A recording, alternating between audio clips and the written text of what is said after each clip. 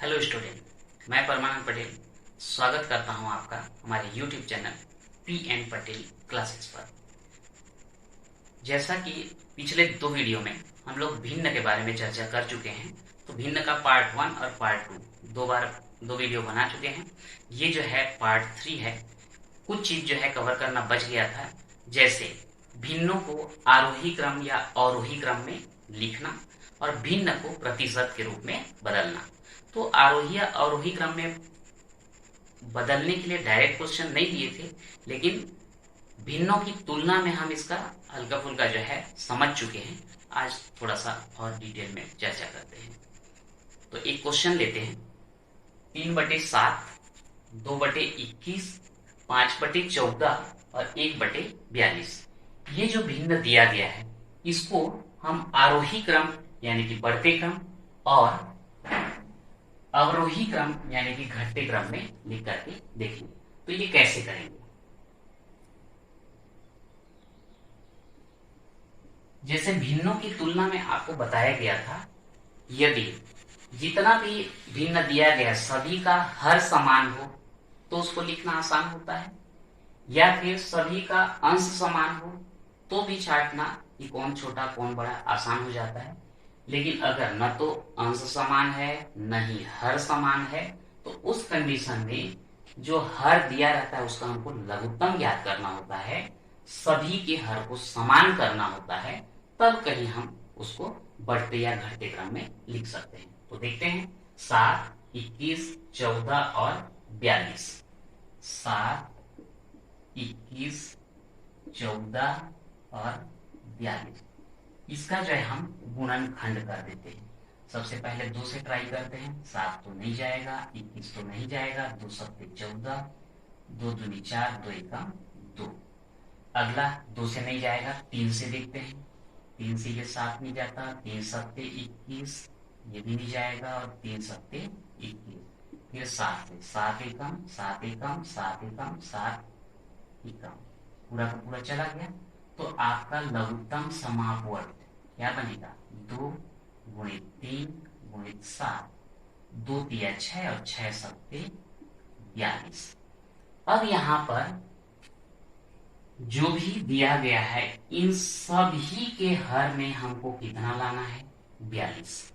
तो इसके लिए आसान तरीका है, इसके हर से लघुत्तम को भाग दो, जो भागफल आएगा उसका गुणा अंश से कर देंगे।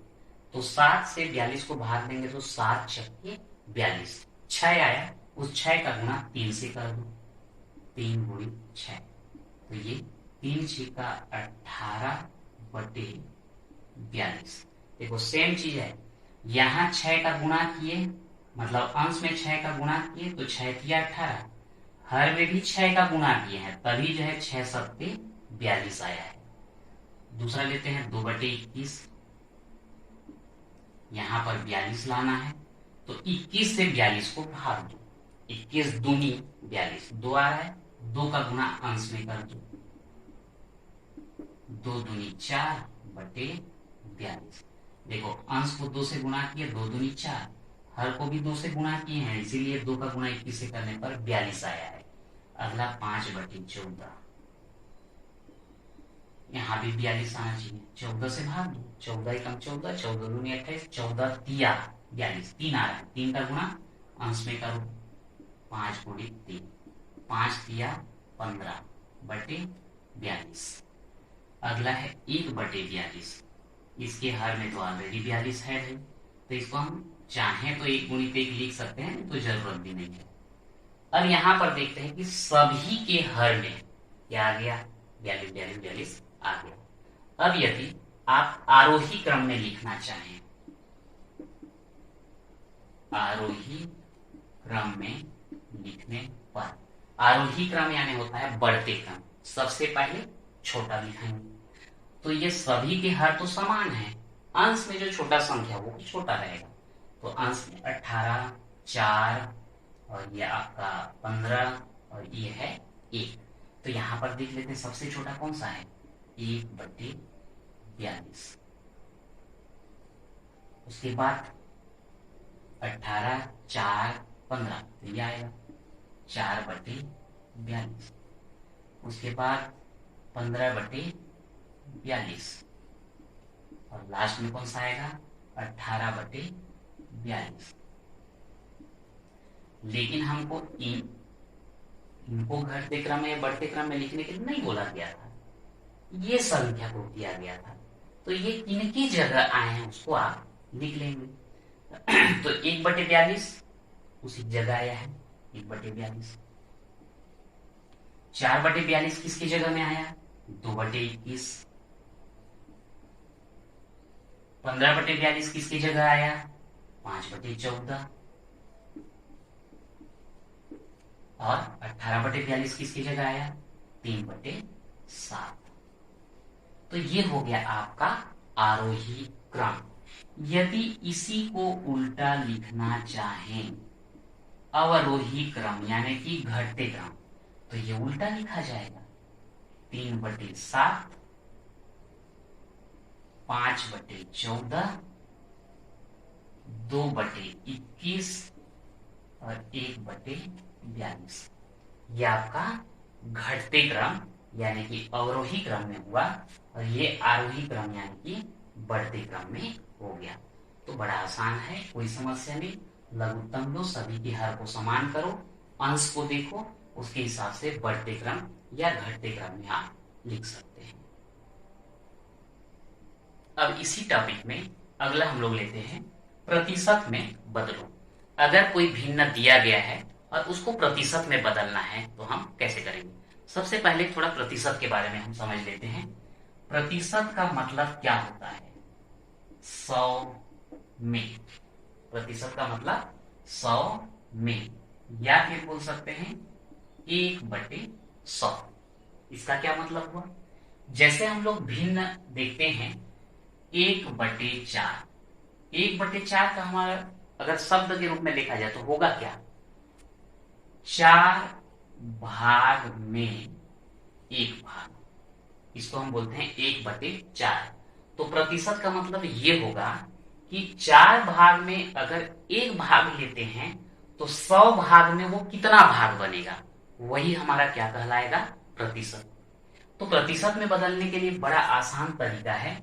मान लो 1/4 को प्रतिशत में बदलना है तो यहाँ डायरेक्ट लिख देंगे 1/4 गुणित 100%।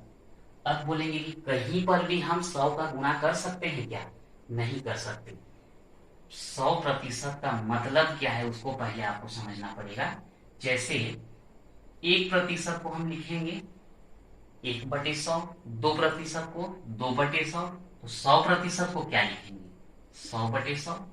घटाओगे कितना बचेगा 1। तो किसी भी संख्या में 1 का अगर गुणा किया जाए, इसका वैल्यू कितना आ रहा है 1।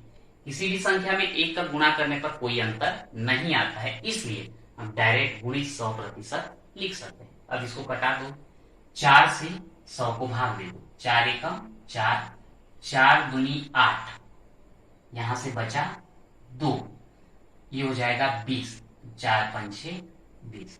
तो इस प्रकार से ये कितना प्रतिशत बन जाता है 25%।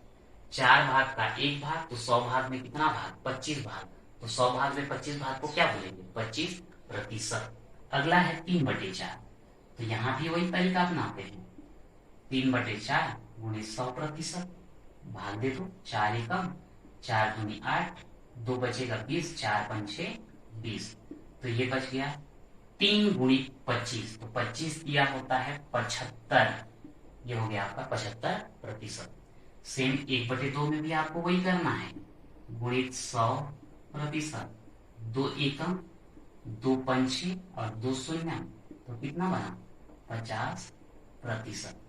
तो इस प्रकार से भिन्न को प्रतिशत में बदलना बहुत ही आसान होता है। तो ये इतना जो है बच गया था जो कि कंप्लीट हो गया। इस प्रकार से आज के वीडियो में इतना ही। अगर आप हमारे चैनल पर पहली बार आए हैं तो प्लीज सब्सक्राइब कीजिए, बेल आइकन को जरूर प्रेस कीजिए ताकि अगले वीडियो का नोटिफिकेशन सबसे पहले आपके पास पहुंचे।